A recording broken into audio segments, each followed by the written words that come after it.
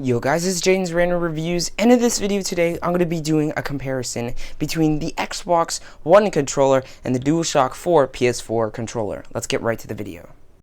Now, while I know that these controllers have been out for quite some time, I still thought it would be a good idea to make a little comparison and my perspective on which one I felt like is better. So let's get right to the video. So these both come with the consoles. This comes with the Xbox One and this comes with the PS4. Now these controllers have been out for quite some time, and Xbox released the Xbox One and then released an Xbox One S. In addition, the PS4 released a PS4, then a PS4 Pro, and both supported 4K. But then Xbox released an Xbox One X, and that was basically the top of the line console gaming. But in the future, we are going to see a release of the PS5, which is going to happen in late 2020. But let's go ahead and compare these two controllers. Now, looking at the PS4 DualShock 4 at first, we notice that the two joysticks are in the bottoms of the controller. If you compare that to the Xbox, they are set up like so, and the D-pad is in the bottom, whereas the D-pad on the PS4 is in the top left corner. One feature that the DualShock 4 has that is quite an advantage over the Xbox One is it has a touchpad. Now, the touchpad comes in handy if you're playing specific games that are exclusive to the PS4, and it's a nice little feature to have as well. Now, if we look on the back side, we have our two top bumpers up top. We also have an LED light as well, which is a cool thing to have as well. The one downfall about the Xbox controller is that it does require batteries if you want to play wirelessly, whereas you just charge the PS4 controller. And trust me, charging the PS4 controller is much nicer than putting batteries in, because you don't have to pay for external batteries. Now, if we look first at the bumpers itself, while playing video games, I feel like I have to push more into the back bumpers, whereas it feels a lot simpler and smoother and less of a pull when pulling it on the DualShock 4. Looking at the top two bumpers, the bumper on the PS4 is a lot smaller than the bumper on the Xbox One controller.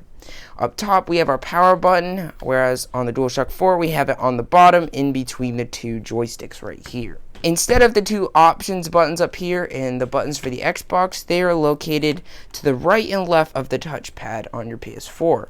Now, looking at the buttons, if you look at the Xbox One's controller, they look a little more rounded and they push down a lot. It takes a lot of more effort to push down, whereas the PS4 DualShocks are they're more flat and they take about a little less to push down as well.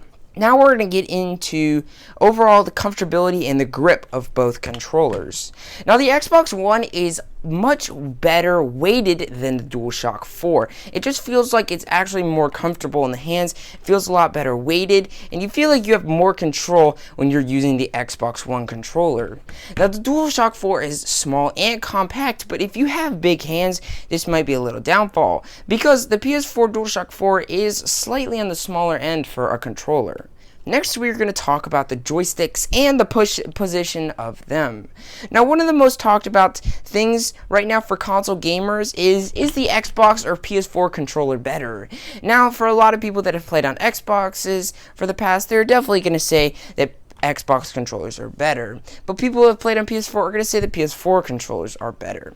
But I'm going to give you guys my honest opinions, considering that I've played on both PS4 and I've played on Xbox.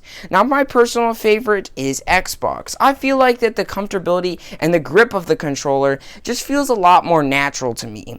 I don't necessarily like how the joysticks are side by side. It feels like I am cramped in the controller, and that is one downfall to this controller. But the DualShock 4, don't get me wrong, it's a great controller, and it feels great, and it's just an overall good controller.